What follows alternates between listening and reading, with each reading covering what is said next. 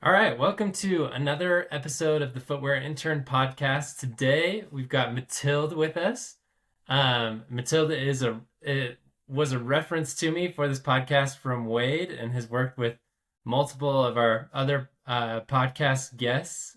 So super excited to hear more of her story. But if this is your first time listening to the Footwear Intern podcast, this is a podcast built and created to share stories from footwear design, footwear, I guess just footwear professionals in general, and their story into the industry and throughout other jobs, and just getting to learn more about them and hopefully being able to either connect or learn from their experience. And um, I just like to make it an awesome opportunity to share those stories, and hopefully we can learn from that. So Mathilde, super excited to talk with you today. This is actually our second attempt, because of my own fault and having terrible internet on our first try. So I'm super excited to talk with you. The connection is great now, so this is going to be smooth sailing. But would love to hear just an introduction on yourself, even outside of the footwear space. Maybe even like a history of Mathilde, getting to where you're at, just to get Well, it's started. very nice to meet you, Doug. Yeah, we had a hard time yesterday, but it's better today. So I'm Yeah. glad. Um, yeah, I'm a sneaker designer, footwear designer with specialty in sneakers. My unique gift is to be able to design sneakers, but with technical sneakers, but with a lifestyle angle. Um, I did a lot of different sports, soccer, running, skates, driving, shoes. And every single time I really take a more lifestyle angle, then so that's my unique gift. Wow. I'm French American. I grew up in France, in a very small village on the seaside, and I've always wanted to travel. I might be repeating what I already told you the first time, but It's new for the um, listeners, so no problem. yeah. I could see England on clear days. I could see the white cliffs of Dover, and I always thought, oh, that's very interesting. There's other people on the other side, and went a few times and noticed that everybody had different ways of living and dressing and eating, and it was really captivating. And I dreamt of like my big dream was to travel. Um, we were in a family that was very creative, big house and then lots of things. My mom was both antique dealer and painter. She was Oh, an artist, so we've been surrounded by art and creation, and it was really cool, like super relaxing and free to create whatever. So I was customizing my clothing, my shoes, everything around, and I've always you done that. started early then.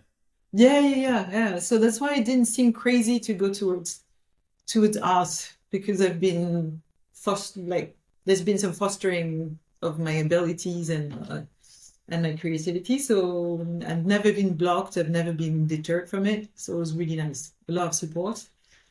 And I even started going to a school. In high school, I studied art as well as the regular courses. And so I didn't need a foundation year, so I went straight into a BA of text, and I thought I would do textile design because my big goal was to do the windows for Hermes, the store and the windows for Hermes. That was my big ambition. So I thought, oh, I'll do textile design, and then I can do some prints and well. So I went to Paris after I graduated from my high school. I went to Paris for 2 years, did a BA in textile design, Hmm. and I kind of stood out of the regular path of doing flowers or or ethnic prints. I was super interested in trying to do new things. So I was melting plastic with flowers in it and neon colors and putting threads in plastics and burning everything and meltings to create new materials, which was not super popular in my class at the time, but I had so much fun. It was very nice. Wow, that's cool. And at the same time within the school, we were three students. There were two other product designers and myself. And we won a contest with Peugeot to do a concept car, like a surf concept car. So we had to transform the whole inside of the car, do something super bold on the outside, and prepare a roof rack, but special roof rack. So it was the beginning of some kind of surf SUV, which in France we didn't have at the time. And it was supposed to, well, it was for a after-part trade show, quite similar to SEMA. Hmm. That's called Equipoto, and it was supposed to be presented in September. So they brought the car in the middle of the school and then gave us some blue foam and told us, okay, you model the car. But we're all very young students. The school didn't give us any time to work on it. So by the time we were supposed to deliver the car with the foam all shaped and everything, nothing was done. Wow. So I think they realized what they were up against.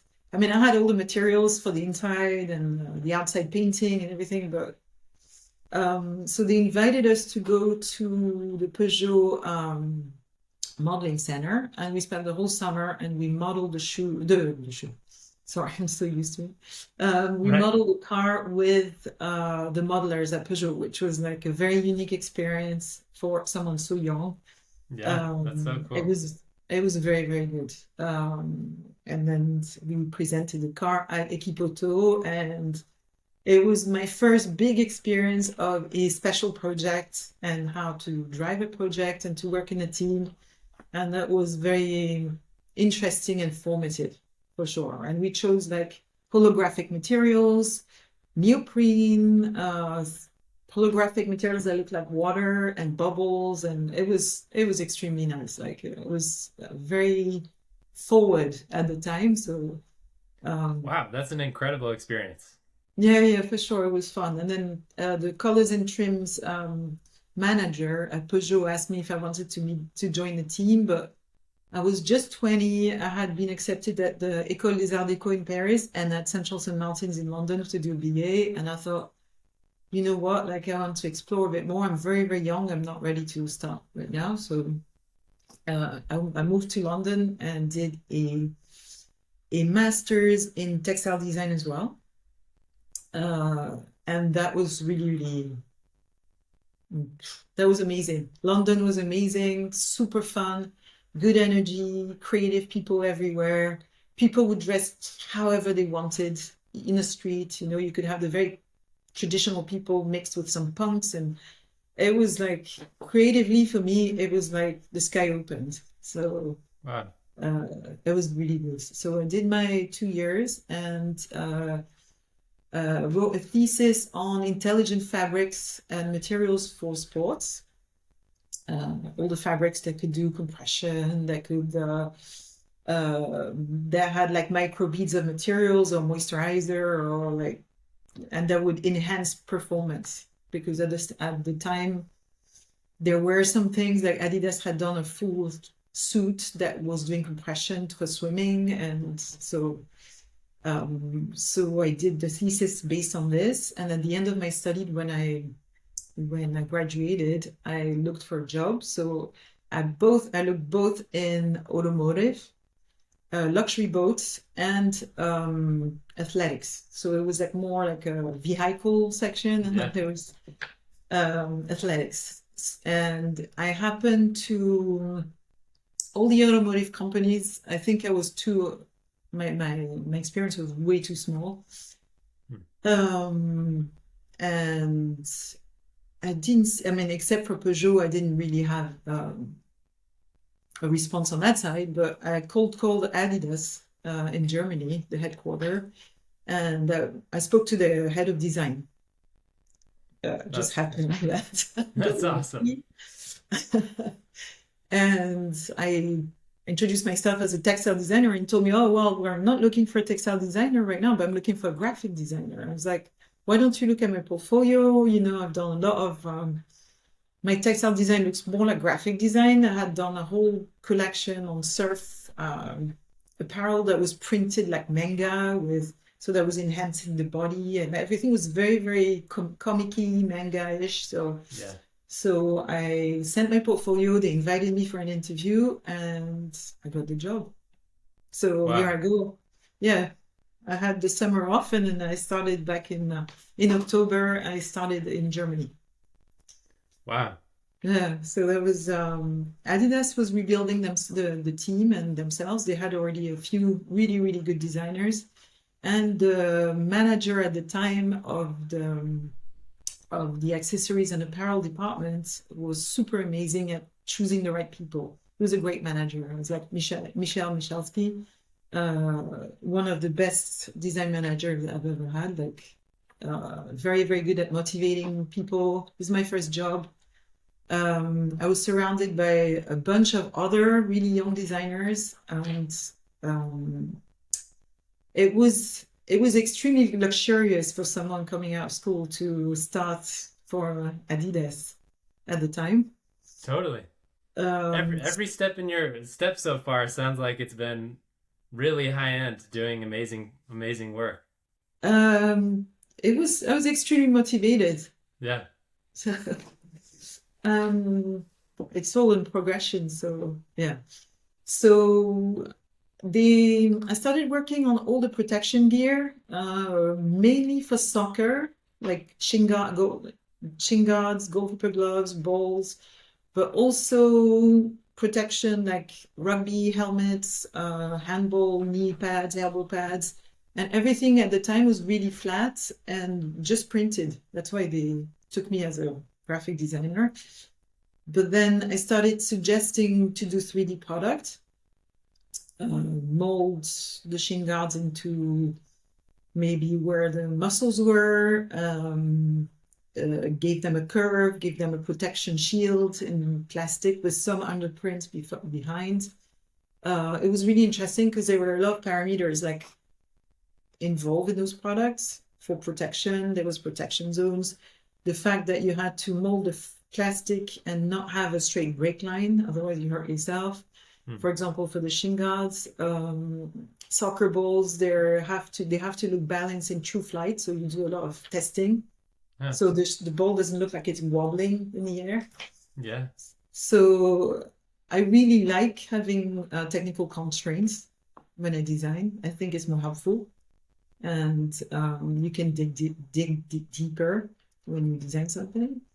So I designed a lot of products, and the highlight of my career at Adidas was to do the World Cup ball for the Soccer World Cup 2002. Japan, Korea. Is the Is it behind FIFA. you? Yeah, that's the one right here. That's awesome. It was the FIFA World Cup, and it was the first World Cup of the new millennium, and the first World Cup in Asia. It was Japan and Korea.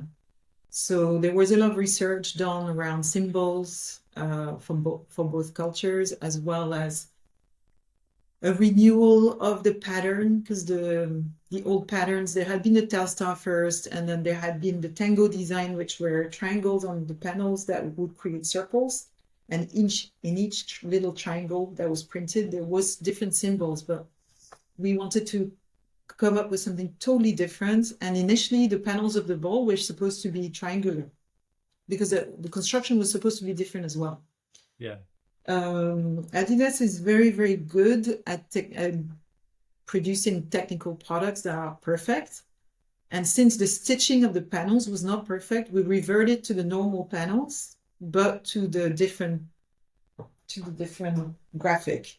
Yeah. So instead of having something that's repeated on multiple panels, I had those big turbines 4 times on the ball, and the ball had a gold underglaze to look like a pearl. Yeah. It was like a magical object. It had to be very, very special. Presented it to the FIFA, presented it to the board of Adidas, to the Japanese product managers, to to the Korean product managers, and then it did all its way until the World Cup, and then David Beckham played with it.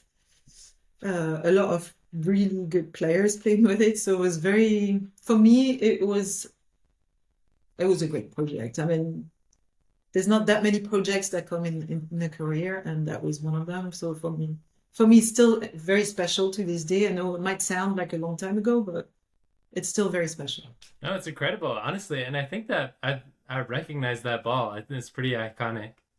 Um, would I guess so? In so far, in it seems like in each phase, in your going from your BA to your masters to Adidas, you're you're like continuing to evolve your skills. Um, what was I guess what's the like continued learning process like, or when you got into Adidas, um, did was there just a lot of testing, or how did the like continued material innovation and everything that you were doing, like how did you go from working on the like melting textiles to then creating the FIFA World Cup ball? Um, I got very lucky. Well, I've always been into experimentation and testing, so Yeah. so that was, I guess I had a personality for it, but I was lucky to be surrounded by super good people in terms of technical skills, in terms of knowledge. I mean, Adidas had a testing center, and they still have it, called Scheinfeld, which was just an hour away from where Adidas headquarters was. Mm.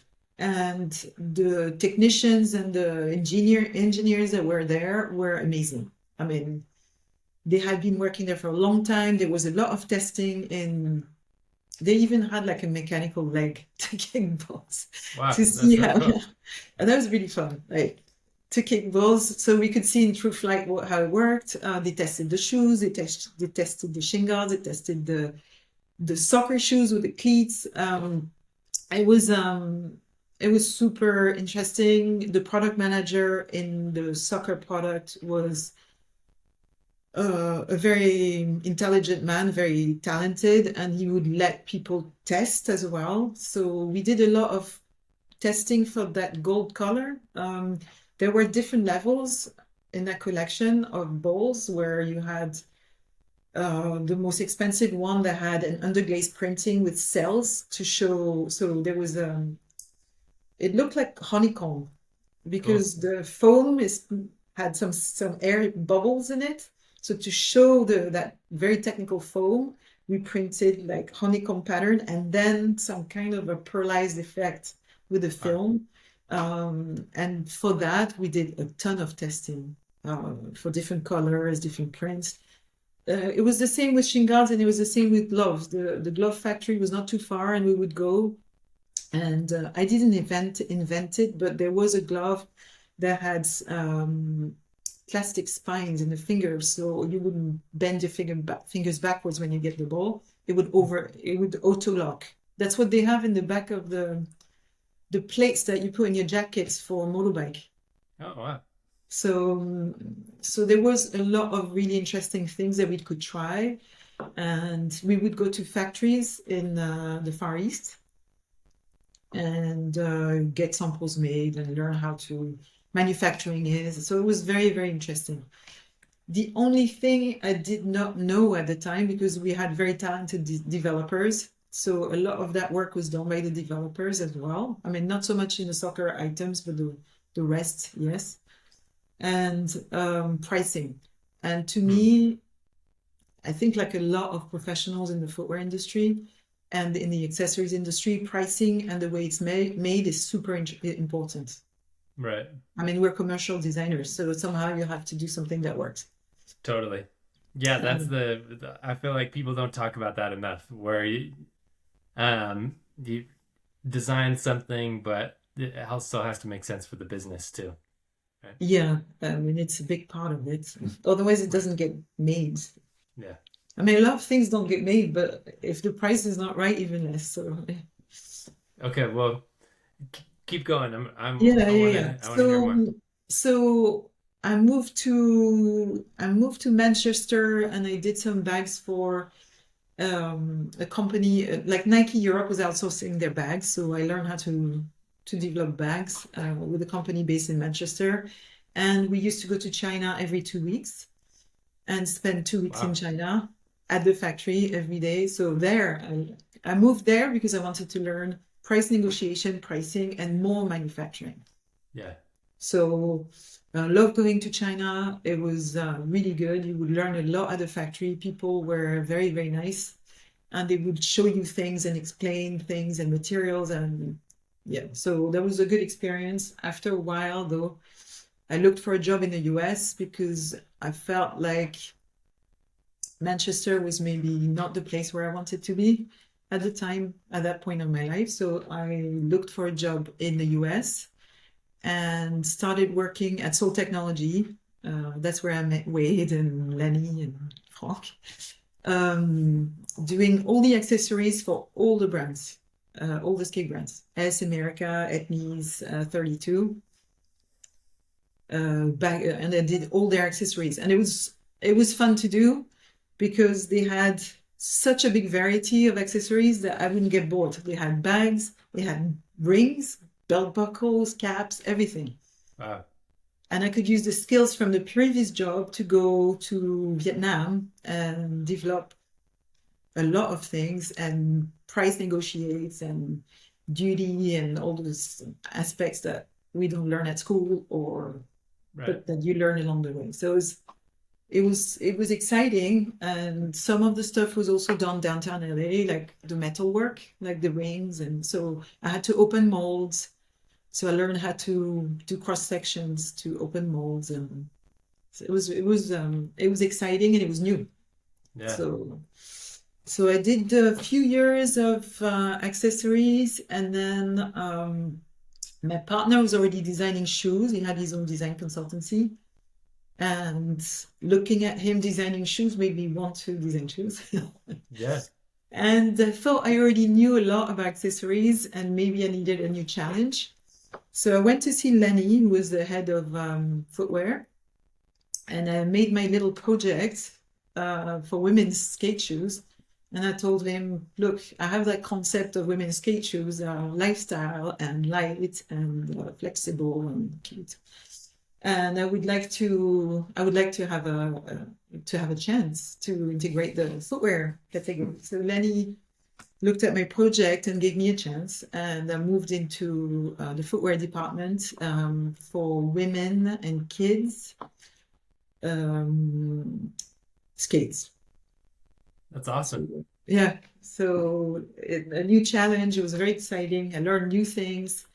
Same thing, there were some really good developers, and I mean, it's all along the way, right? Like you learn, you keep on learning because there's always someone with a new skill or someone who has like connections with a factory or a new technique, and it's very interesting. Wade was a great help, who you interviewed before, in Hmm. teaching. He's always been very, very good at teaching new techniques and very kind. So I learned a lot in the footwear, especially doing outsoles, which can be a bit of a challenge. And yeah, I worked a long time at Soltec. I worked 11 years. Yeah. So That that is a long time to be at one place, but it's awesome that you were able to go from accessories to footwear so that it's not as much like burnout, right? You get to, no, it's they've been really nice. It was a company with a lot of young people. There was a lot of possibilities. People were very positive, and there was a very good atmosphere because skate was doing very well. So it was a fun place to be. Honestly, it was really interesting. And the owner, Pierre-André, is a very passionate guy, and he's French right? as well. So I also worked with him on his personal shoes. He had his own little collection of limited edition shoes. And it was nice to take someone's project, understand what he wants and where his head is at, and then translate it into something that's going to be a product that will reflect his soul or his initial concept, but make it possible, Yeah. like technically possible, aesthetically nice. So I really, really enjoy that. Like talking to someone and trying to find out what it is that they want to accomplish and then get it to a final product. Totally. Mm. The when you transitioned from accessories to footwear, was like what did the accessories team have a relationship with the footwear team? Like did you work closely already before you switched products? Yeah, for sure. We used to communicate about collections anyways, because the apparel, the footwear, and the accessories were all communicating at the beginning of each season about where they wanted the collection to go, what the flavor of the season was going to be, trends. So we would all coordinate anyways, and we were quite a lot of people, but it was not a massive company neither at the time in terms of the creative team. Yeah. So everybody was quite tight, and it was interesting to look at what they were coming up with in terms of new ideas or new technical details, and then try and implement it across the board.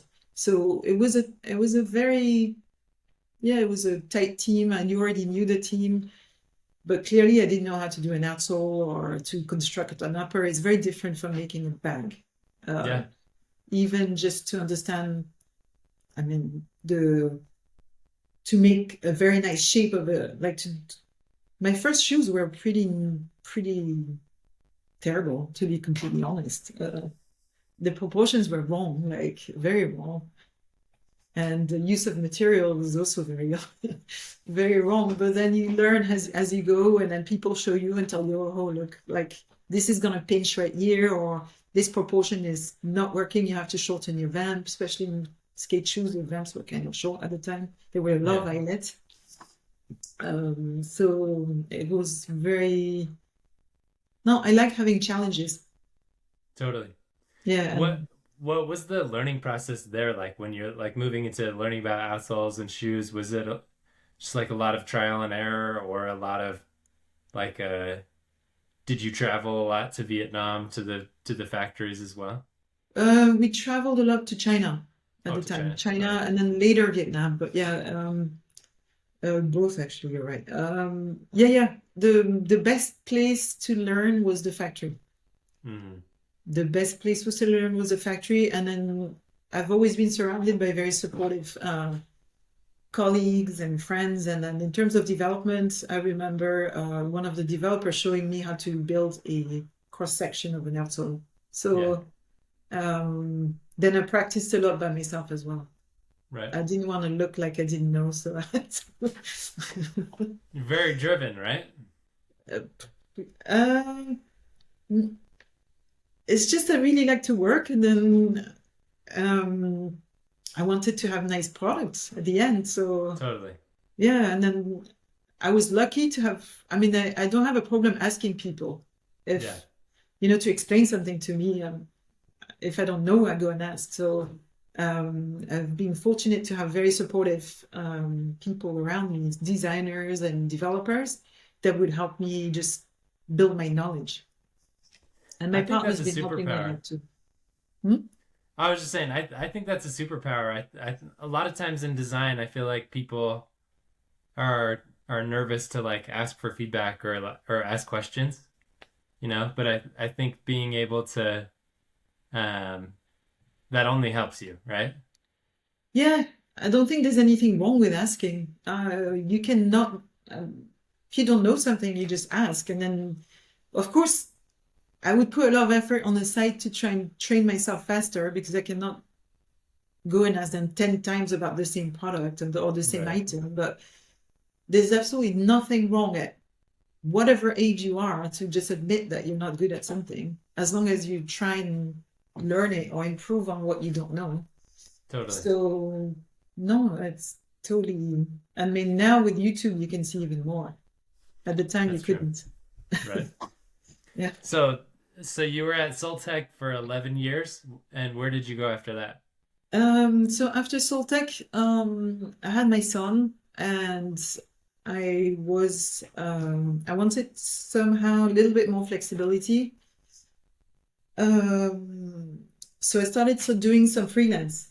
It was time for me. I was feeling ready to do Mm-hmm. freelance, and try by myself. And some of my ex colleagues from Adidas were already in California working for various companies. And one of my friends told me that my friend Eric, who was working at the time for K-Swiss and Palladium America, was looking for someone. So I started working on some K-Swiss shoes Cool. and on Palladium, because it was the same company having both brands.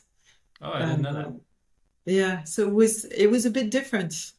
K-Swiss was the sneaker side, and Palladium was more like the adventure boot. Mm-hmm. But Palladium was such an icon from my teenager years that um, it was fun to try and reinvent the Palladium. Totally.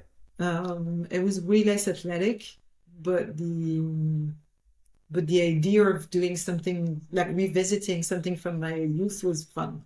Yeah. So, and same thing there, like I've I've hardly ever met a developer or a designer that was not willing to support. Yeah. I think in footwear I've met very supportive people. So same thing at Palladium and K-Swiss. The whole team was super supportive. I would go in, discuss projects, give my tech packs to the factory, discuss with the developer, and then go on site to make comments on samples. And then, yeah, getting samples, getting first and second and third sample is always nice because it's like Christmas. You get your shoe and then you massage it and it gets better and better. Totally. It's the best. Yeah, so that was really good. I've always liked to do multiple things at the same time. So if, for example, if I do like the shoes at Soltech, I used to paint things on the side or, to get my inspiration going. And I always get more ideas when I do two things. Mm-hmm. One feeds the other. Um, and it allows me to step back from my one project and not be so tunnel vision on it. Right. So it's always good to do two things. So when we do freelance and we have a full-time job or different things to bounce ideas. Yeah. No, I think that's a really good point. It kind of like keeps you fresh in different ways. So I guess you talked about like Palladium coming back and being like something that as a teenager you really liked. Um, and I guess throughout your story you've talked about like your initial vision when you were going into textile design to then being at Palladium. Like, how did your career goals change throughout? Or what? Yeah, what was kind of like your driving force between trying different things? I think the opportunities always show themselves for some reason. Either through talking to friends, or people I knew, which is kind of how everything happened each time. I mean, Mm-hmm. except the schools, but like each job after Adidas, each job was through. No, actually, no, it's not true. The job in England was through a headhunter, but once I moved to the States, each job was through friends that told me that they were looking for someone. So I applied and I met people. And it's been like that since I moved to the US. And the good thing about the US is that they give you a chance more than anywhere else, like in the world. Yeah. If you show some enthusiasm, if you show you have some drive, you really get a chance. And you know, nobody would have thought that me doing textile would bring me to do shoes. Right. Nowhere. But I've been very fortunate and I get very excited about certain things. And every time I want to improve or have a new idea, like most creatives. So Totally. so that's how it went. So did some freelance for a while. Also joined Tom's for a while as well, Tom's Shoes, as a freelance, as a consultant. And then later I joined full time for a short while. And I always like to do freelance because freelance allows me to have two projects or three Totally. projects or yeah. So my friend Eric, who was at Palladium, had started working for Craft Running, which is a Swedish running company, and building their footwear line, which they didn't have at the time. So I was lucky to start working on running shoes, which is super exciting. It has to be light, it has to be performance, and there was trail running, there's road running, so there's a lot of different differences and different requirements. Um, Technical, like less panels, like weld panels, all sorts of different technical requirements. So I started working with him on some shoes. It was a fun project. Did multiple shoes for them, including a wrestling shoe, which never came to life, Oh, wow. but bizarrely.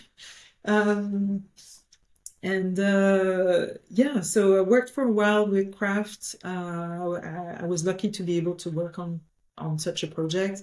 I think what I could bring to the table was, again, this whole textile background. I love materials, I love prints, and then some fine details that I had learned all along the way. So it worked very well, and we continued all the way to COVID. Wow. And then COVID hit, and then I came to Europe for a bit to try and teach French to my son. And then we had a project in Portugal, a development project in Portugal. So to be closer to the development, we came to France, to south of France. Yeah. Worked some freelance project from a distance during COVID, which worked really well. And started painting as well because I had more time, and again I needed some kind of creative outlet. So I started painting bikes and cars because it had always been in my background. We've always my partner has a lot of bikes, and we've always had like special cars. So as a product designer, cars are like the ultimate. I think cars and bikes are Totally. because it has a clear function. So I started painting bikes and cars and doing some shows and parallel to doing freelance projects for footwear. That's awesome. Had you always had a background in watercolor painting, or is that something that you picked up when you moved back to France?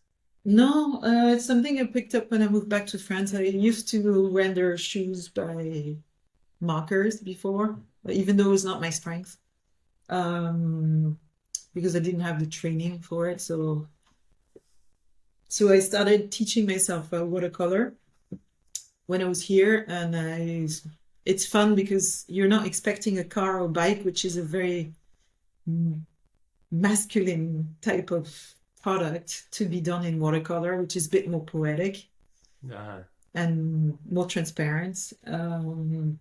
So it would bring more poetry to or like a bit more dream to the cars and the bikes.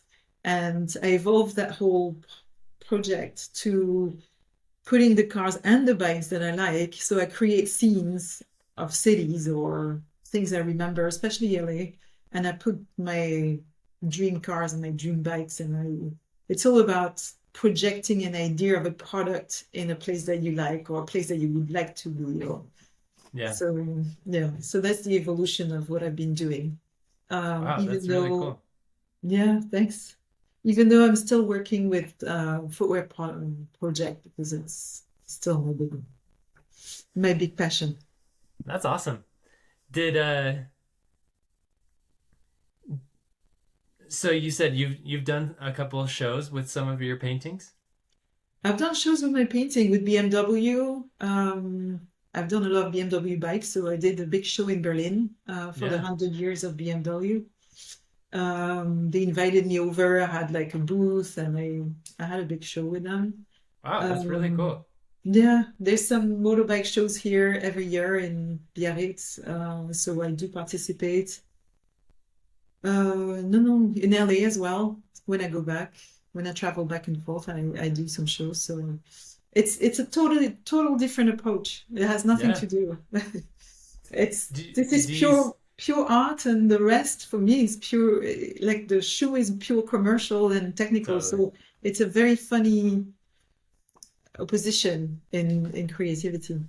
Do you see and maybe there's like at least you see like in like trail running or something a lot of crossover between like a motorbike and an outsole tread or something like that. Do you see as like you're doing this art that it like crosses over or inspires anything that you're doing in your freelance design work on the commercial side? Yeah, it does because sometimes I'm thinking of I mean, of colors and shapes, especially with bikes. When I look at bikes, there's colors and shapes and functionality that you start looking into it very narrowingly. I'm not thinking of any specifics right now, but like especially the old bikes, because everything was very purposeful and the Yeah. proportions. So it does help me with proportions. And for example, the funny thing is at the beginning, like this one, for example, Oh yeah. it looks like a tech pack. Totally. Yeah, you've got all your orthographic views, right? Yeah. So I started like this, and it was like tech packs, Yeah. shoe tech packs, and then the more it went, the more I get free from it, and the progression to doing this, to doing bikes and cars as well, was also long coming because I had done the Peugeot project, Yeah. freelance wise with my partner. I had done some driving shoes. So there was a brand called Piloti that he was working on, and I designed a lot of driving shoes for that brand and some bags as well. It was a luxury driving shoe brand. Uh, the tread of the shoes were referring to treads of tires for luxury cars. You had the rolled heel to switch to the pedals. The back of the heel is curved, so you can switch Oh, between the okay. pedals like this. And we had decided to produce them initially in Italy because the idea was to have the best craftsmanship, the best leather, and it's Italy is a country of beauty, and you can find the best leather as you can the craftsmen in the factory really have the refinements of the making and the proportions, and it's a very different approach than Asia, where in Asia you have to be extremely clear Right. with your tech pack and they will do exactly what you say. And in Italy and in Portugal the approach is completely opposite. You go there and you almost have to, well, you have your design and your proportions, but you almost have to surrender because the craftsmen Interesting. in the factory will tell you, oh, well, this will look better. And, if you extend the shoe like this, or if you build with a stitch like that, or, if you're open to changing your outsole, then the shoe is going to have a better proportion. It's going to be more sexy. And Yeah. so you have to change your way of looking at manufacturing. Oh, see, I didn't even know that. That's really interesting, but it makes sense, right? Like those are the true like shoe artisans, right? Yeah, I mean, in Asia they're very good as well, and Totally. you can do performance shoes in Italy or in Portugal as good as you would do them in Far East, but at least for something that's very high end and very lifestyle, it's nice to be able to go to Europe and travel because it's Right. very nice. So it was a very good project for me because it would take on some classic shoe elements and make them more modern and more sporty, but keeping that whole lifestyle sneaker. And it was between the dress shoe and the sneaker. So it was extremely interesting. Yeah. Wow, that's really cool. Yeah. So that's how I evolved from all the way. But then there's always been cars and bikes in the store. Do you see yourself like working with any of the like vehicle manufacturers or anything like that and I would love for to. design? Yeah, I would love to. I would love to be able to imagine, I would think probably more the interior of a car than the outside. I know Yeah, the requirements of the outside are different. But the interiors of the interior of a car would be great because I could mix my love for materials and shapes and colors and techniques. I think I would totally. love that. And if I had to pick a brand, I would probably love to work for either BMW or Ferrari. Yeah, Yeah, that that would be really cool. yeah, it would be fun. Um, I mean, up to this point, and there's still more, right? Like you've had such an awesome career. Um, what would you say has has helped you find success in the different positions that you've had, um, whether freelance or working for the company? Um, is that I guess, and maybe I don't know if that's a loaded question, but is there anything that you feel like has really helped you that could help other people? Um, I never thought things were impossible. Man, that's the thing. I think I have limited myself sometimes, for sure. Um, and if you're a freelancer, for example, sometimes you have work, sometimes you don't. Right. So you can get stressed. I think there's a couple things that have helped me. First of all, I think having connections from your studies, your first job, anything, it really helps. It really helps. I was lucky to go to a very good school in London, which helped me get my first job because clearly my boss at the time looked at which school I came from because I had no work experience and thought, okay, well, this is a good reference for me. So that can help a lot. It also builds relationships for life because Yeah. your schoolmates will go different places, but you stay in touch. Um, and I'd never think that I'm too clever to learn something or that I'm too experienced to learn something. But at the same time, overall, I like to continue learning and then I try. I mean, I don't always try as much as I should. There's sometimes in my career where I had like lulls for sure. Yeah. Um, but overall, at some point, I get fed up with myself and then I try. Mm-hmm. Or I just feel like I'm stagnating and then I try something new. Totally. I have to say it's easier to go through people you know and try and call people because the whole thing of looking for, I mean, right now, when there's job applications online, even if it's a company I would love to work for, typically everything goes through AI. And as much as you can build your resume on AI, it's still, I feel like it's missing that connection where you don't even have a chance to show your work. So I feel like showing yourself in person and opportunities that comes along the way, especially based on human connection, is still the best way to go. I totally agree. I think like you said that like even with like school, like making connections with people and then people going different places in the industry. But yeah, the like the application process and through AI and everything is really difficult. Like if you know someone, it's way better, right? Yeah, and if you don't know someone, sometimes you can go on a trade show and then talk to people, or because you don't always know someone, but Totally. or you can try to contact them through LinkedIn and then approach them nicely and say, hey, I'd love to start a conversation. Of course, I make it sound easy, it's not, but I feel like the human connection is still very important in that Yeah, kind of job. I So agree. yeah. You talked about how growing up looking across to was it London? Was on the It other was a side? it was a British coast, yeah. Just the British coast. Yeah, Yeah. the and having that dream for travel, would you say that um throughout your career you've accomplished that dream of traveling all over the world? Yeah, I've been really fortunate. because all the jobs I had like brought me to when I first started at Adidas, we were a small team and there was not as much computer at the time, or there was not that much access to internet doesn't have much on it. Hmm. So they would send us to my first inspiration trip was to LA. I had never been to America. Yeah. I was 23. It was amazing, you know?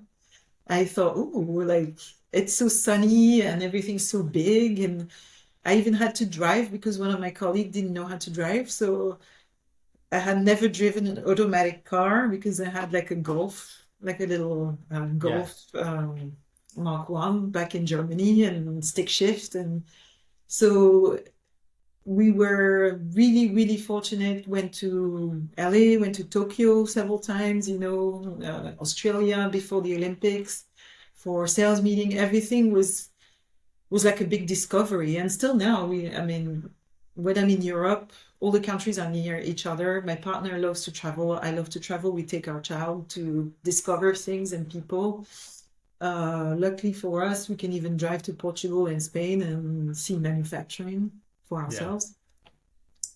So traveling is important because you even to see what people want, like in terms of footwear or apparel or whatever, their way of life. Each country individually has different needs, even if the market is global and you can see everything you want online. But if you see people in the street, it's still completely different. I mean, I might be old-fashioned in that way, but honestly, you can read all the algorithm you want. If you see how people live and what they need, it's interesting because the market in France is different from the German one, just in the colors of their footwear, for example, um, or in the shapes. Like Yeah. they love Stan Smith here in France, Is for that right? example. Yeah, it hasn't died since the late It's 90s, it's so it's kind of timeless. interesting.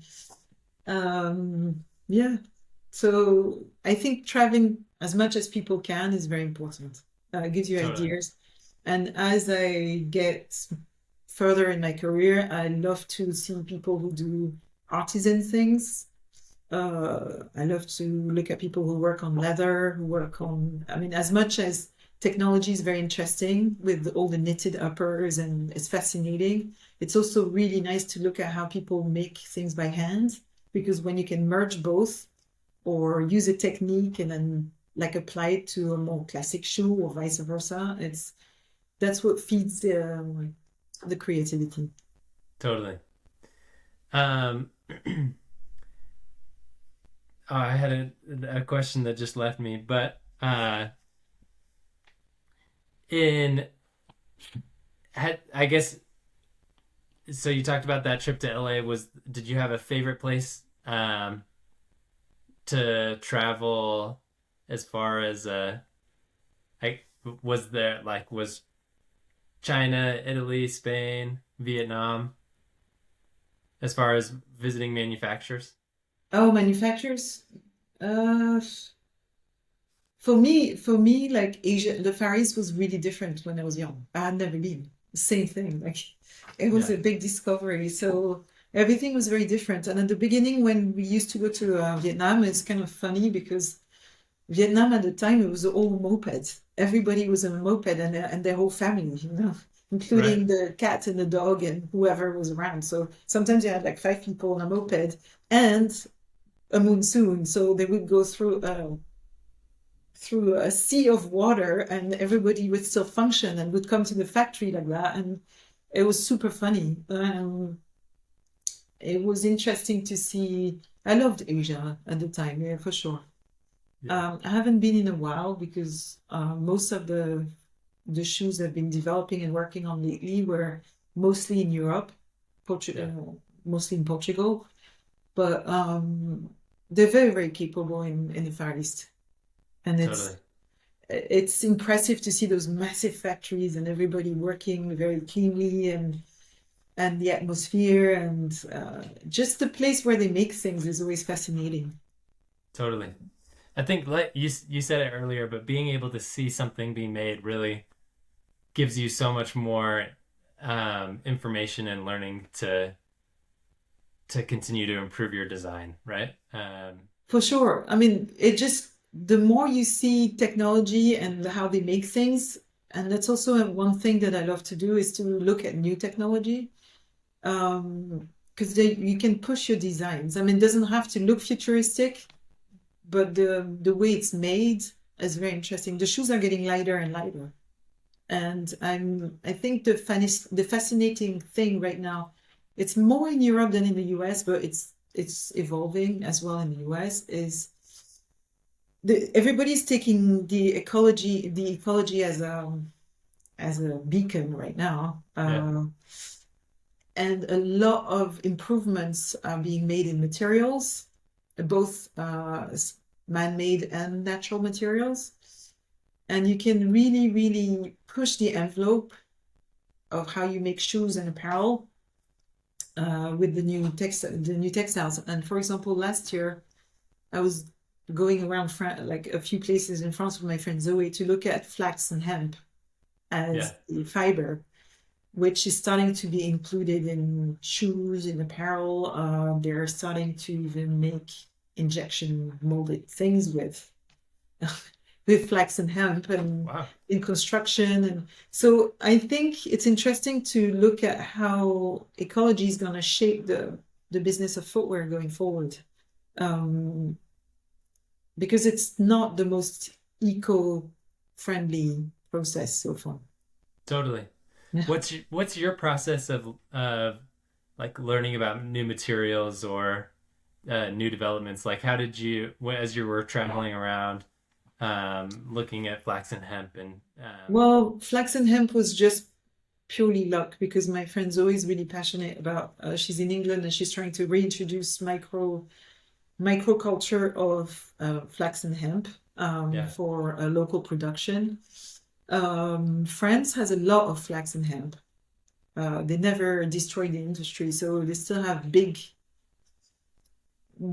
crops. And there was a fascinating company not far from here that's been starting to look into the process of growing hemp in particular in a very holistic way. So they're looking at how the ground is working, how the farmer is talking to the hemp for the hemp to grow properly and strong. And it's a very, very different approach from everything I've been doing so far. that's really Um, cool. yeah, and I think it's very interesting. This was just pure luck because I was being asked to translate. So Yeah, I went around. But typically I would look online at some websites, some newsletter. There's EcoNeil that's doing things. There's a ton of different companies doing new improvements. There was like a company doing coffee fiber, yeah. coffee textiles. It's very interesting. When I was at Tom's, they were doing a lot of research on eco materials, so I got access to a lot of swatch books and knowing who does what. So you have to keep on digging, especially when you work freelance and you're by yourself. Like, yeah. Okay, I have two. I maybe just a couple closing questions, but some maybe a little bit more silly. But the so when you were at Adidas, is it true that it's in Herzog, right? Is that where you're Yeah, living? yeah, yeah. Um, is uh is it true that people from Puma and Adidas don't talk to each other, or was there friendship there? Or I No, heard a story that in the town, at least maybe when the companies were just starting, the you looked down at people's feet first before you decided whether or not to be nice to them or something like that. Is that true? well, no, no, No, it's no. not true. Well, it must have been before I went there. I mean, Okay. it was two brothers, and then they had a fight, and they both Yeah, went on yeah, each yeah. side of the river. So yeah, it could have been. There was a bit of there were practical jokes between both companies, but overall, no, because Good you know energy how then. everybody swaps from one company to the other. So Totally. Okay. yeah, That's good to know. And then actually interestingly enough, so when um if I mean you've done a lot of really big projects. Like I remember when I was little, it was when I think the junior high or elementary school is when Etnies was like really blowing up, and Tom's later on as well. And I was actually doing some service work in like a remote village in Guatemala. Uh-huh. And one day a truck came up, and it was a truck full of Tom's employees with shoes for the whole. It was the most like remote village, in a jungle, and out of nowhere, all these shoes came up, and to see like the smiling face on all these kids as they were getting Tom's shoes, I was like, wow, they really stand behind what they do. And I think there's like different approaches now, but it was cool to see like a company actually giving back and not just being like marketing speak, you know? Yeah, the original founder, Blake Mikosi, is very inspirational. He truly, the man truly lives for what he says. Well, he's not there anymore, and the company has changed their strategy, as you say. But no, it was interesting. I didn't go on those trips, and I really, really wanted to go. But I Yeah. was a consultant, so they wouldn't send consultants. They sent Mm. full-time employees. But both footwear and eyewear that they were producing, they sent their employees on those giving trips, and all my colleagues told me how amazing it was and how touching it was because yeah, bringing shoes to people that didn't really have access to new shoes was really something. Helping and checking what the foot conditions were as well was interesting. And for the eyewear, they would go to places to underprivileged countries or developing countries where they offered laser surgery, eye surgery. Wow. People would go in not seeing and would come out seeing. That's I mean, incredible. it's not a miracle. It's just that procedure is pretty common, but and they told me how like it was the most touching things they've ever witnessed. So it was interesting. But Ethnies used to go to offer around the Easter weekend as well, and they still do it to this day. Oh, nice. They would like give foot care and shoes to homeless in LA. Yeah. And the owner, Pierre André, has always been committed and always went every single year to give shoes to homeless, like clean their feet, look at foot care, and give shoes. It's pretty Oh, that's amazing. beautiful. Yeah, yeah, yeah. I Because love I love to hear about people doing good things, right? yeah, and you can tell that they care about who they sell the shoes to and they care about people, which is nice. For sure. Um, I guess do you this I we've gone for an hour now. I think that there's been a lot of really interesting learnings and just your experience overall. Um, you've been at some of the largest companies in the world and done a lot of amazing work, and even I guess between industries, accessories, footwear, vehicles. Um, do you have any advice for anyone? Maybe they're looking at a job transition or just looking to get into design, or really any accessories, footwear. Do you have any kind of like final advice for anyone in that space? Um, well, I think the best thing to do is just to try. I mean, it sounds completely stupid, Oh, but I mean, if you're a young student coming out of school, whether it's footwear or not, you should try and get in, even if it's. I mean, if you're from a design school, clearly you have a chance. You do a project and you build your portfolio, even if you give yourself a goal of drawing shoes for a specific purpose or a specific company, and you try and reach someone there. I mean, I don't, I mean, that's the only thing I can say because I don't really know what else to say because that's what I would do. I I think that's perfect, and it's simple and it's to the point. Like if you're not trying, it doesn't like I think sometimes I've at least talked to people that are almost looking for the experiences to come to them, right? And if you try and put out a little effort, and you work hard and you're patient, I think it happens. Yeah, I mean, nothing has ever come to me if I just sit at my house. Right. I mean, no matter how good I can be, if I don't move, nothing happens. It's Totally. normal. It's the same with everything, to be honest. Yeah. So. And it happens to me several times to not move for a while and Right. wait, and it doesn't work. So it's the same if Totally. you have a concept and you think, oh, I would like to do, I would do a brand and do this and do that. And then if you don't make it, someone else will make it, and then you're gonna kick yourself for not doing it. For sure. Yeah, so I love it's that. good. No, I think that's perfect. Well, Matilda, I really appreciate your time. Thank you, Doug. It was very nice. Is it okay? So I have the link to your Instagram. Is it okay if I post that um with the episode and people could reach out to you there if they have any other Sure, sure, questions or sure. Yeah, I'll give you the link to my online portfolio too. That way you okay, can. Yeah. that'd be Thank you great. so much. It was very nice talking. Okay, it's great to meet you as well. Super appreciate your time.